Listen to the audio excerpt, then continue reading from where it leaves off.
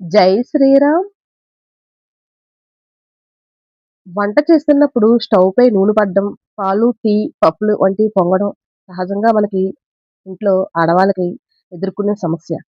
కానీ వీటిని ఎప్పటికప్పుడు శుభ్రం చేయాలి. లేదంటే వాటి తాలూకు వ్యర్థాలతో బర్నర్ రంధ్రాలన్నీ పూడుకుపోతాయి.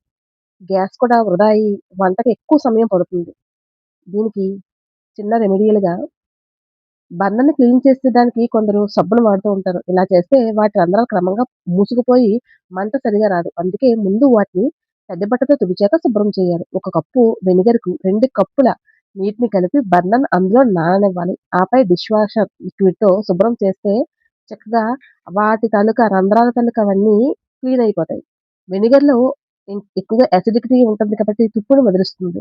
బన్నలకి నూనె జిడ్డు ఎక్కువగా ఉందనుకోండి. ఏమైనా పొంగుతూ ఉంటే పాలవి పొంగుతుంటే అలాంటివి నూనె జిడ్డు పడితే అంటే దానికి రెమెడియల్‌గా వంట సోడా, ఉప్పు 2 కూడా ఈక్వల్ క్వాంటిటీలో తీసుకొని దానికి వాటర్ కలపాలి.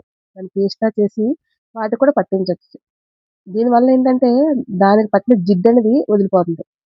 లేదనుకుంటే వంట సోడాలో ఉప్పు కలిపి 2 కలిపి దానికి అప్లై చేసి లిక్విడ్ సోప్‌తో ముంచి టూత్ బ్రష్‌తో గాని స్క్రబ్బర్‌తో గాని రుద్దితే వాటి రంధ్రాలపై ఉన్న మొండి జిడ్డనేది పోయి పాత్రలకి మంటనే సమానంగా తగులుతుందనమాట. ఇలా మనం స్టవ్ క్లీన్ చేసుకున్నప్పుడల్లా కూడా బర్నర్‌ని చేసుకుంటే చాలా చక్కగా నీట్‌గా ఉంటాయి. దీనివల్ల గ్యాస్ ఆదా అవుతుంది.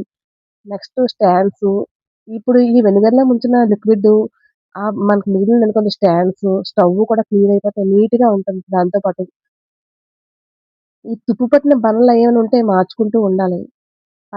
గ్యాస్ పైప్ లైను మడత పడకుండా చూసుకోవాలి.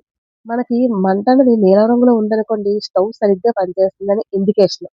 ఒకవేళ ఇన్‌కేస్ ఆ కలర్ అనేది పసుపు రంగులో గాని, ఎరుపు రంగులో గాని మంట వస్తే బర్నర్‌ని తీసి మనం శుభ్రం చేయాలి అని మనకి ఇండికేషన్ తెలుస్తుంది. అలాంటప్పుడు ఏం చేయాలి మనం? వంట సోడా, ఉప్పు గాని, లేదు అనుకుంటే వెనిగర్, వాటర్ కలిపి లిక్విడ్ సోప్ డిష్‌లో కానీ చేసుకుంటే మనకి గ్యాస్ ఆదా అవుతుంది. బర్నర్ కరెక్ట్‌గా మనకి బర్న్ అవుతాయి. గ్యాస్ పాత్రలకి సమానంగా వచ్చి మనకి మంట అనేది కరెక్ట్‌గా ఈవెన్‌గా స్ప్రెడ్ అవుతది. ఈ జాగ్రత్తలన్నీ మనం పాటించామనుకోండి 10-14% వరకు మనం ఇంట్లో గ్యాస్‌ని ఆదా చేయొచ్చు.